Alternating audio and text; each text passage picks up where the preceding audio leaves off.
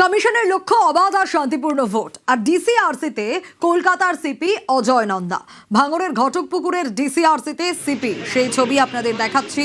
লক্ষ্য অবাধ শান্তিপূর্ণ নির্বাচন এবং সে কারণে কলকাতার সিপি অজয় নন্দা ভাঙড়ের ঘটকপুকুরের ডিসিআরসিতে সিপি পৌঁছে গিয়েছেন।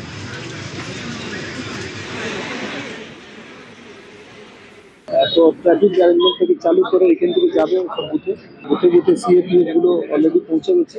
তো এইগুলো ব্যবস্থা দেখতে এসেছিলাম। সেক্টর মোবাইল আছে, কিউআরটি আছে, সিএপিএফ কিউআরটি আছে। যেখানে যেখানে এরকম ঝামেলা হওয়ার আশঙ্কা আছে বা আগে টুকটাক কিছু যদি হয়েছে ওইখানে স্পেশাল নাকা দেওয়া হয়েছে। ওইখানে ইন্টার ডিস্ট্রিক্ট নাকা আছে, তারপরে ফিক্সড গাড়ি চেকিং জন্য এসএসটি আছে এবং সাইকেল চেকিং এর উপরে বিশেষ নজরদারি দেওয়া হচ্ছে। বাংলার ভোটে সাজোয়া গাড়ি, দ্বিতীয় দফার জন্য প্রস্তুত সাজোয়া গাড়ি। এবার ভোটে সাজোয়া গাড়ি ব্যবহার কমিশনের। বর্ধমান দক্ষিণে সাজোয়া গাড়িতে কেন্দ্রীয় বাহিনী, ভোটে অশান্তি রুখতে সাজোয়া গাড়িতে বাহিনী, স্পর্শকাতর এলাকায় সাজোয়া গাড়িতে নজরদারি। দ্বিতীয় দফার নির্বাচনে অত্যন্ত স্পর্শকাতর বিধানসভাগুলির অন্যতম বর্ধমান দক্ষিণ বিধানসভা।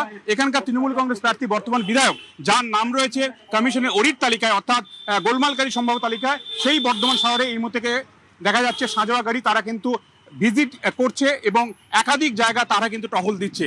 ভিতরে বেশ কয়েকজন জওয়ান রয়েছে এবং সিআরপিএফ এর এই গাড়ি কিন্তু গোটা বর্ধমান শহর চষে বেড়াচ্ছে সুষ্ঠু শান্তিপূর্ণ ভোট করার উদ্দেশ্যে। ক্যামেরা সুমন বসুর সঙ্গে অর্ণব হাজরা, নিউজ 18 বাংলা, বর্ধমান।